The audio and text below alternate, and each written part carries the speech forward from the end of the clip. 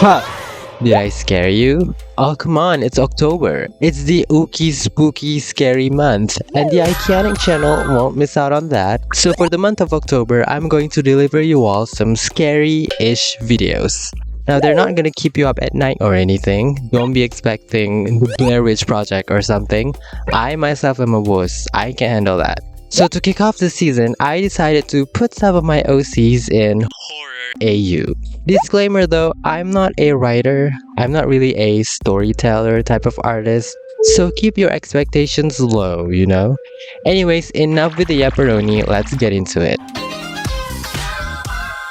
So the first OC that will be horror fight today, not horrified, horror fight. I don't think that's a word, but whatever. Her name is Pink. I didn't actually name her Pink. It was just a placeholder name, but it sticks. Her name is Pink now. Love Pink. I created her in the very first video that I uploaded on this channel 3 months ago. Damn, that's not that long ago at all, but it feels like ages since I've made that video. In that video, I designed 2 OCs based on emoji combos, and Pink was designed based on a combination of strawberry, bow, and ticket emojis. The story that I gave her is that she works at a strawberry-themed theme park as a ticket collector or seller, I don't know. The person who sells the ticket.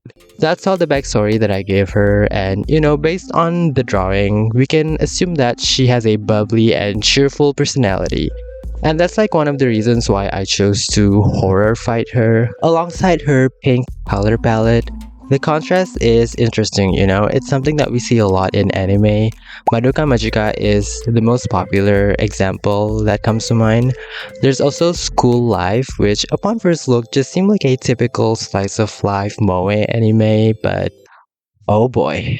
I feel like we rarely see this concept in Hollywood or Western media. The only example that I can think of is Happy Tree Friends. And there's a whole discussion about edgy reboots back then. The Netflix adaptations of Winx Club and Sabrina the Teenage Witch were edgified from... That's not a word either, I'm just making up words now. The reboots were significantly darker than their original source material in terms of story and visuals. And I feel like they see the cutesy or quote-unquote girly visual theme of the shows as a hindrance to tell a more darker or mature story, when I think that keeping the visual themes of the original but while giving it a darker story would create a great contrast, you know, a twist that subverts the expectations. But I digress. I could have easily picked my scarier looking OC.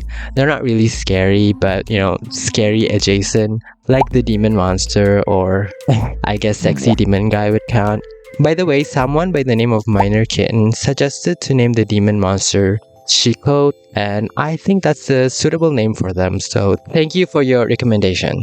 So for this story in Pink's Horror AU, I am inspired by Cuphead the animation.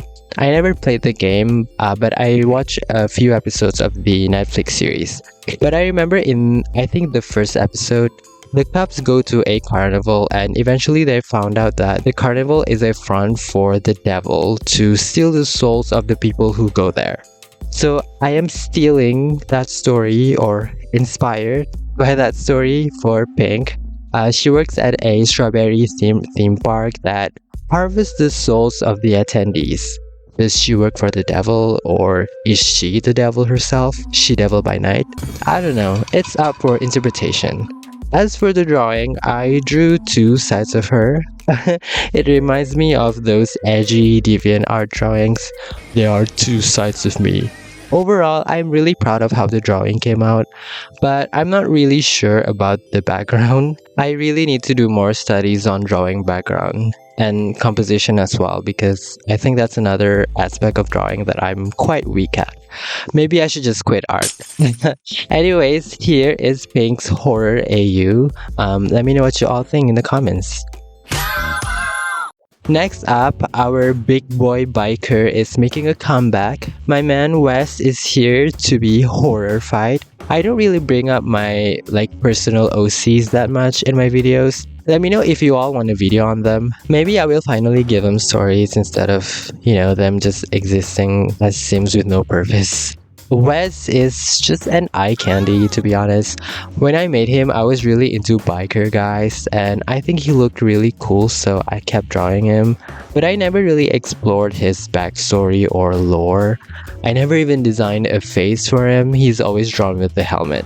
Which is why I chose to horror fight him, because the masked killer is a popular trope in slasher movies, which is a subgenre of horror. We got characters like Ghostface or Jason from Friday the 13th. Why is this trope so popular? I personally think it's because it's easier to portray a character as scary when they're non-human. And with the mask covering the killer's faces, it sort of removed the human aspect and dehumanized them, so we in a way view them as non-human threatening figures. A lot of the masks are uncanny valley in nature, so that plays a factor as well. With all that being said, I figured Wes would be a great choice for a masked killer type, but unlike the ones in the movie, he is rather attractive.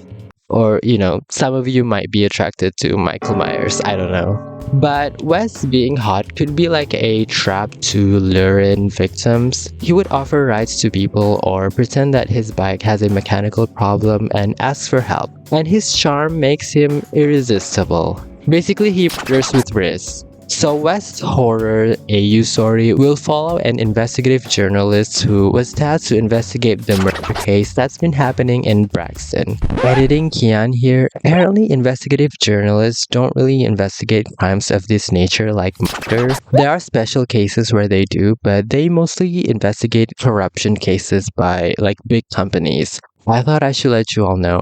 Back to the video. A mysterious biker who calls himself Wes offers to help the journalist by giving her rides around her locations. But it seems like wherever they go, the murder follows because there is always a murder case or attempt that take place around them. But eventually, the journalist puts the pieces together and realizes that Wes was the killer all along. And the rest, I would leave for open interpretation. What do you all picture happening? Does Wes get caught? Does he escape? I'm a simple dude. I love a happy, satisfying ending, so I like to picture that he get caught. But let me know your interpretation in the comments. For the drawing itself, I tried to put him in a menacing lighting. I think it's unsuccessful. It looks like a romantic shot during sunset. Oh my god, I guess I need to practice lighting as well. But I do love the drawing. The bike especially, it was fun to stylize it. I looked at a bunch of reference when drawing it, so the bike is an amalgamation of motorbikes. But yeah, let's move on to the final drawing. So this last one is mostly a joke. In my old art tour video, I showed you guys some old drawings that looked uncanny and I compare it to this man. I found some disturbing drawings from this era. These look like one of those uncanny valley faces, like police sketches. Have you seen this man in your dream? By the way, if you don't know what this man is, there was a story that went viral back in the 2000s where many people claim that they have dreamt up this man in their sleep. Despite never meeting anyone in real life who looks like that, over 2,000 people claim that they saw that face in their dream. There was even a website that was created called Ever Dreamed This Man, which is still up today by the way. And there was never a real person who resembles this man that was identified, so who the f is this man that thousands of people see in their dream? Oh my god, real spooky stuff. Except all of it was a hoax. It was a marketing stunt to promote a movie that never ended up coming out. I believe it was not even made to begin with.